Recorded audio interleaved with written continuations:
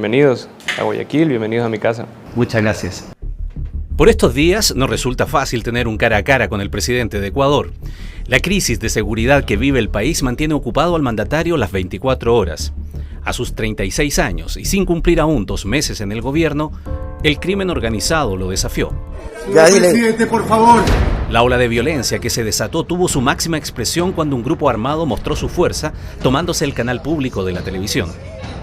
Todo Ecuador vio con horror cómo los empleados se convertían en rehenes durante una transmisión en vivo. Por favor, señor presidente. Fue una pelea dura y fue una decisión más dura aún el decreto 110 y el 111, especialmente el 111, el cual determina un conflicto armado no internacional, una guerra interna, que para algunos dicen que no cumple, algunos pues que se creen eruditos constitucionalistas, pero cuando tienes de enemigos a 40.000 personas armadas en 22 grupos narcoterroristas, cuando tienes más de 8.000 muertes al año violentas, es una guerra interna. ¿Su decisión estuvo mediatizada por lo que ocurrió ese día o usted ya tenía pensado usar todos los instrumentos de la ley por el clima anterior que ya estaba viviendo Ecuador? Bueno, lo vimos durante la campaña. Constitucionalmente era una vía, el cual era ya el plan Z, digamos, era la vía más extrema, pero llegamos a esa situación y tuvimos que tener la voluntad y la firmeza para implementar el decreto 111. Dile que tenemos bombas. En una guerra, uno de los objetivos es eliminar al enemigo, ¿la verdad? ¿Debe entenderse entonces esto como carta blanca también para el uso letal de la fuerza? No, en lo absoluto. Nosotros seguimos todas las normas y leyes y estatutos del derecho internacional humanitario, lo cual son las leyes que rigen en un estado de guerra. No es ir de cacería. Se pueden rendir sin ningún problema. No se los va a matar si se rinden. Pasó ya cuando se tomaron las cárceles, en el cual tuvieron a 170 rehenes que los sacamos vivos, y hubo rendición. Al momento de rendirse salieron los rehenes, no se mató a nadie, no fue una cacería, pero sí fue un ejercicio bélico, un ejercicio de guerra. El estallido en las cárceles y la toma del canal de televisión no hicieron entonces más que apurar una decisión que el presidente Noboa ya venía masticando de antes. Y es que el narcotráfico, siempre buscando ampliar su negocio, encontró ya hace algunos años en Ecuador una nueva ruta para sus envíos. Las bandas se sintieron atraídas por los puertos de la costa del Pacífico, como Guayaquil, llevando consigo una estela de violencia. Desde el 2020 la tasa de asesinatos se disparó. En la región no hay otra que se le compare, con más de 40 homicidios por cada 100.000 habitantes, mucho más que México, Colombia o Brasil. Gran parte de esa violencia generada y dirigida desde las cárceles. Ha tomado la decisión de retomar el control de las cárceles con el apoyo de los militares. ¿Esto ha sido hasta aquí efectivo y se va a mantener en el tiempo, presidente? Claro que ha sido efectivo, ha sido muy importante tener a los militares ahí con orden, también que los presos entiendan de que hay una autoridad, entiendan de que ya no van a tener pues como una fiesta como la tenían antes. Nosotros encontramos en ciertas cárceles, había un líder que era jefe de una banda de sicarios que tenía un dúplex, tenía pues un departamento, sala, comedor, arriba su cuarto, pisos de piedra, todo era de primer nivel.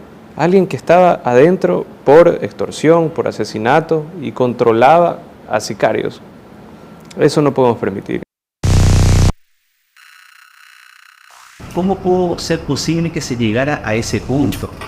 Pero claro, nosotros ¿qué hicimos la primera semana? Cambiamos el mando alto del comando conjunto de las Fuerzas Armadas, las 4 cabezas. Cambiamos también a 5 de 8 generales de la policía. 3 de esos 5 Después aparecieron el caso Metástasis, que es el caso de corrupción que ahora involucra pues, a ciertos narcotraficantes. Y ellos, 2 de ellos, fueron ascendidos en los últimos 2 periodos. Entonces se puede ver también de que antes de la mano dura tuvimos que depurar a gente que estaba en mandos medios que estaba ayudando a estos grupos narcoterroristas. Con el Plan Fénix, primero, dotaremos a nuestras fuerzas del orden con uniformes de alta resistencia balística, chalecos con panel de cerámica y cascos integrales con protección nivel 4. Fénix es el nombre del plan ideado para erradicar la inseguridad en Ecuador. Es la materialización de una idea que Noboa lanzó en campaña con un video muy llamativo, al estilo hollywoodense. Drones para tener una vigilancia aérea con reconocimiento facial. Nos encargaremos de liberar a nuestros barrios y ciudades de la delincuencia. ¿Cómo está la moral?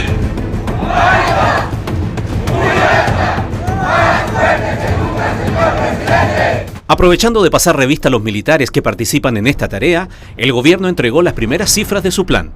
Se han ejecutado más de 96.000 operativos, ya van casi 8.000 detenidos, 241 acusados de terrorismo y 8 sujetos vinculados a grupos armados han sido abatidos. En cuanto al armamento, se han incautado 2.380 armas de fuego, más de 166.000 municiones y también miles de dólares en dinero en efectivo. Para el presidente Noboa, ese es el resultado de haber tomado la decisión de intervenir las cárceles, porque desde allí hoy se dirigen las organizaciones criminales. Esa es su receta. Bueno, creo que debería de existir también basado en un análisis y sin violar pues ningún derecho humano, siempre manteniendo pues el proceso adecuado, la movilización de cabecillas. Si es que hay un sistema carcelario, es importante mover a las cabezas que se terminan acostumbrando y apoderando de territorios y hacen hasta lo imposible para que no los muevan. Empiezan a tener acciones legales, tienen un ejército de abogados, hasta políticos que mandan a decir y piden de que por favor no se los mueva. ¿Es correcto decir que el presidente Noboa es el Bukele de Ecuador? La realidad es totalmente diferente. En eso algunos grupos, especialmente algunos grupos opositores, nos quieren encasillar en algo así, pero hay muchísimos elementos en el cual se diferencia. Noboa se apura a afirmar que Ecuador no es El Salvador, que son países de cultura y tamaños diferentes y que sus decisiones pasaron por control y la aprobación de la justicia y del Congreso, en este último donde su partido solo tiene el 20% de la bancada. Por primera vez en la historia del Ecuador, tienen por unanimidad la Corte, por unanimidad la Asamblea Nacional y el Ejecutivo trabajando en conjunto y apoyando una acción de parte del Ejecutivo. No podía yo dejar para la historia como una acción autoritaria o dictatorial, sino algo democrático. Aún así sabe que la mano dura que ha aplicado en sus 2 meses de gobierno hace que inevitablemente lo comparen con Bukele. Y por eso agrega. Algo que sí quería yo dejar un legado para mis hijos, para mis nietos y también para toda la gente que creyó en mí, es que teníamos que hacerlo de una manera democrática. Pero hay similitudes. Por ejemplo, la idea de construir 2 megacárceles de seguridad al estilo de las que hizo Bukele en El Salvador. Ya presentó los diseños y hasta en ocasiones ha ironizado con el tema. Van a ser igualitas, porque es la misma compañía bajo el mismo diseño que hizo las cárceles de máxima seguridad en México y que las hizo en El Salvador. Entonces, para todos los Bukele lovers, es una cárcel igualita. Los centros contarán con sistema de inhibición de señales, paredes blindadas y espacios con distintos grados de seguridad de acuerdo a la peligrosidad de los reos. Le preguntaba eso de las similitudes, porque por ejemplo la idea de construir en tiempo récord 2 mega cárceles de alta seguridad, entiendo que usted el 11 de enero lo reafirmó, y esa era una, por ejemplo, también iniciativa en El Salvador. Y antes de eso fue en México, y antes de eso fue en centros penitenciarios en el centro y en el Midwest de los Estados Unidos, y antes de eso fue en Tailandia. Entonces hay que también entender un poquito la historia de qué es lo que ha pasado. No es que, o sea, se inventó el agua tibia en El Salvador. Esto era un mecanismo que viene de hace años. Las organizaciones criminales tienen nexos internacionales. ¿Qué hace su gobierno, por ejemplo, con los extranjeros que cometen delitos? Entiendo que hay más de 1000 colombianos, por ejemplo, que han estado condenados. Ellos quedan en las cárceles, los extraditan, estos ponen en la frontera. Estamos en un proceso de expulsión de 1.500 presos colombianos. Hemos estado en contacto directo con el gobierno colombiano y los vamos a dejar en la frontera esos 1.500. Tener un preso extranjero cuesta más de $10 el día y el desayuno escolar cuesta pues 39 centavos el día. En vez de mejorar la vida de los ecuatorianos, en vez de mejorar la vida de los niños, estamos gastando dinero en criminales extranjeros cuando hay mecanismos dentro de la Constitución de que un extranjero que haya cometido un delito y tenga una sentencia ejecutoria de 5 años o más puede ser expulsado. Presidente, para financiar esta guerra, como usted la ha declarado, propuso una reforma tributaria, un tema de elevar el IVA de forma diferenciada. Al principio no concitó tanto respaldo, pero igual para nosotros nuestro es llamativo ver a un presidente de centro de derecha proponer subir los impuestos. Sí, hay gente que no me logra entender todavía y que sigue con paradigmas y sistemas ideológicos del siglo pasado. ¿Qué es lo que yo creo? Primero, hoy en día las ideologías son multidimensionales, no es izquierda-derecha. Hay ecologistas de extrema derecha, pues, como Elon Musk, hay extractivistas comunistas como es el gobierno chino o como es en parte Rusia o Bielorrusia. Entonces ya no se puede hablar de una cosa o de la otra, así de simple. Nuestro proyecto es un progresismo realista, así es como lo determino, proyecto de centro, inclusive de centro izquierda para algunos. ¿Y qué es lo que necesitábamos hacer? Primero, tener los recursos y dos, generar una mayor ocupación de la juventud. Tenemos desempleo y subempleo de más del 55% en jóvenes entre 18 y 29 años. Tenemos más de 200.000 jóvenes que aplican a una universidad pública en el Ecuador y no consiguen un cupo. Entonces, esa masa de personas que hoy en día no tienen oportunidades y terminan algunos de ellos involucrados con grupos narcoterroristas, teníamos que ayudarlo de alguna forma. Aparte que estamos luchando contra gente que tiene muchísimo dinero, que son estos grupos internacionales. Debíamos de tener mayor recaudación temporal durante el conflicto y después, una vez estructurados los sistemas de inversión pública, de exportación, de generación de empleo juvenil, ahí poder reducir los impuestos en un momento a futuro. Hay que entender los ciclos. Si es que no entendemos los ciclos económicos, estamos fregados. El gobierno, que si ese sí era no de derecha, era para mí de extrema derecha, pasado, nos dejó también 4.600 millones de dólares de atrasos en pagos. Así iniciamos con 4.600 millones de dólares en contra. Entonces nos ha tocado corregir, enderezar el rumbo de este barco de una manera muy fuerte, pero también que sea sostenible para las futuras generaciones. Subir el IVA diferenciadamente se suma a otras leyes que también ha logrado aprobar, como por ejemplo aquella que permite al Estado confiscar los bienes y las cuentas de quienes han sido acusados de narcoterrorismo, aun cuando no hayan sido condenados. Y Noboa va por más. Acaba de conseguir que el Consejo Electoral aprobara una consulta que se va a realizar el 21 de abril. Son 11 preguntas, la mayoría relacionadas con temas de seguridad. Por ejemplo, ¿usted está de acuerdo con que se permita el apoyo complementario de las Fuerzas Armadas en las funciones de la Policía Nacional para combatir el crimen organizado? ¿O usted está de acuerdo en elevar las penas a ciertos delitos? Sus detractores lo critican porque dicen que estas son materias que deben verse en la Asamblea Nacional y piensan que Noboa solo quiere arrinconarlos. Populismo penal plebiscitario para que su mandato transitorio de 18 meses pueda prolongarse.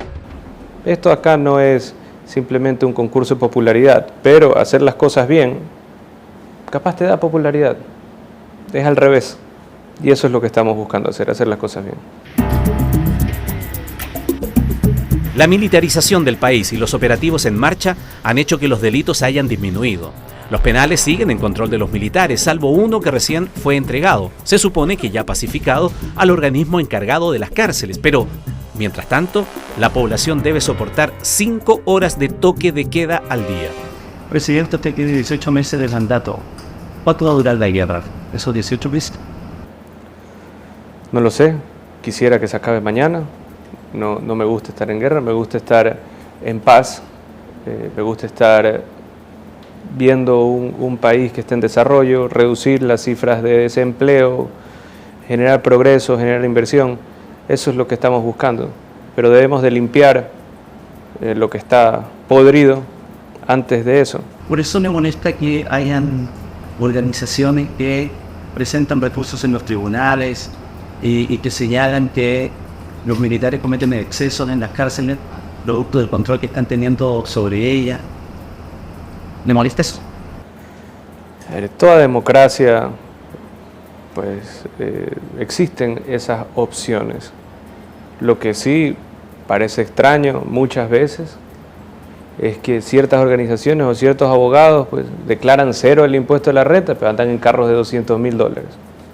Hay también casos y casos. También hay jueces, como digo, jovencitos, con sueldos de $4 o $5.000, que de repente se compran un Mercedes-Benz, o se van a la playa con 3 peladas a pasarla increíble y se toman fotos. Entonces dice, a ver, ¿quién es que lo está haciendo? O sea, ¿quién verdaderamente está queriendo atentar contra la seguridad? Son ellos mismos. El tema de los derechos humanos le complica en su mano dura. Nosotros respetamos los derechos humanos y el derecho internacional humanitario. Eso lo vamos a seguir respetando y vamos a seguir trabajando para que se mantenga así. Me interesa también los derechos humanos de todos los ecuatorianos, los derechos humanos de los niños que no pueden salir a un parque, de un joven estudiante que no puede ir a la universidad o dejó de ir a la universidad porque tenía clases en la noche y cada vez que regresaba en la noche le robaban. También de esa madre que hasta el día de hoy no tiene una explicación de cómo mataron a 2 de sus hijos en Durán o en Nueva Prosperina. Esos derechos humanos, o sea, nosotros hicimos un análisis. Vivimos de los más de 8.000 muertes violentas. Ninguna de esas organizaciones hizo ningún amicus curiae, ni quiso defender gratis a las familias víctimas, a los familiares de esos asesinados. Los invito a todos a que por favor les vamos a pasar la lista de los más de 8.000 muertos y sus familias para que puedan ellos también defender los derechos humanos de esas familias. Pese a algunas críticas, hoy son más los que respaldan o al menos entienden las medidas de Noboa. Los más escépticos creen que la tranquilidad es transitoria y que pronto el crimen asestará un nuevo golpe en Ecuador. Por eso la seguridad en torno al presidente es extrema. No se resta de actividades públicas, pero siempre bajo un fuerte resguardo y usando chalecos antibalas en sus salidas a terreno. Presidente, en este país usted lo ha dicho, el crimen organizado ya ha atentado contra autoridades, ha matado a un candidato presidencial. ¿Qué teme por su vida? Más que mi vida, la vida de mi familia. Eso es lo que preocupa como ser humano. Tengo una niña de 4 años, tengo otro de 2 años y tengo uno que va a cumplir un mes. Entonces, eso sí preocupa. Con eso uno tiene que dormir todas las noches, tiene que levantarse todas las mañanas y tiene que igual seguir luchando. No se puede dejar uno invadir por el miedo, sino tiene que hacer las cosas. ¿Y es cierto que siendo candidato y ahora presidente sigue recibiendo decenas de amenazas, Juan? Siempre. Y ya ni las esconden, o sea, ya está en YouTube. Había uno mismo el que le decía que tenía un dúplex ahí en la cárcel de Turi.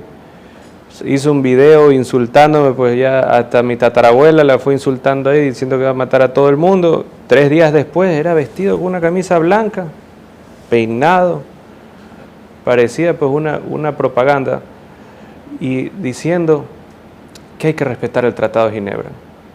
Imagínense, tenía secuestrado a 40 personas, había él ordenado sicariatos y aún así quería que se respete el Tratado de Ginebra. Pero tengo que vivir con esas amenazas y tengo que pues, así mismo como quiere el miedo que me quieren dar a mí, tengo que multiplicárselos a ellos. Noboa es, junto al presidente Boric, el mandatario más joven de la región. Con él coincidió ya en una actividad oficial, como fue el cambio de mando en Argentina hace algunas semanas. Y claro, la pregunta es inevitable. Usted tiene prácticamente la misma edad de nuestro presidente Gabriel Boric. ¿Qué opina del presidente chileno? ¿Qué le recomendaría con la experiencia que tiene usted en estos meses de gobierno?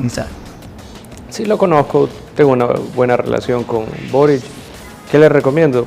Que tome las decisiones difíciles ahora. Sé que no se va a poder reelegir por los mismos mecanismos democráticos de Chile, pero creo que tiene la oportunidad en un momento histórico, de tomar decisiones fuertes, porque en Chile, así como en toda Latinoamérica, se están viviendo problemas similares con narcotráfico, con crimen organizado, con tráfico de armas, de personas, y hay que tomar decisiones duras, lamentablemente. ¿Esas decisiones duras a veces tienen costos políticos? Por supuesto que tienen costos políticos, todo tiene riesgo, y son pocos, muy pocos, los que se toman esos riesgos. Presidente, ¿y la relación de Ecuador con Chile, en qué momento la encuentra? Muy buena, nos llevamos muy bien con Boric, tengo una buena relación.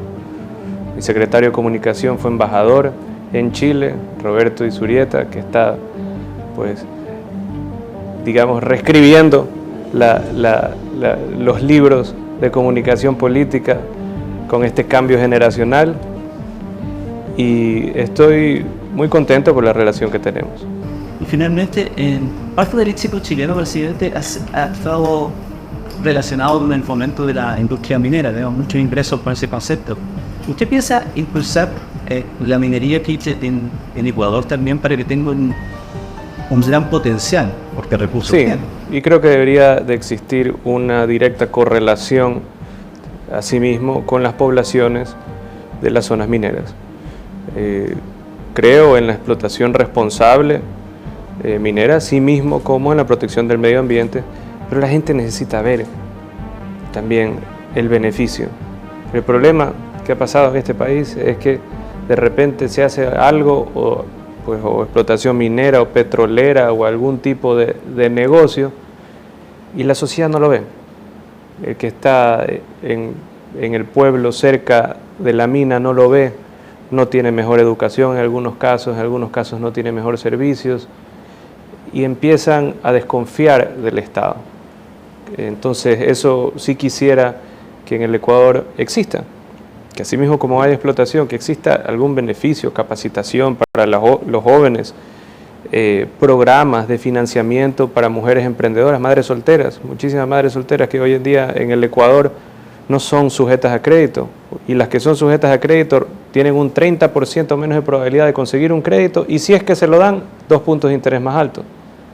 Entonces tiene que haber una correlación de una cosa con el otro, bienestar social con la explotación.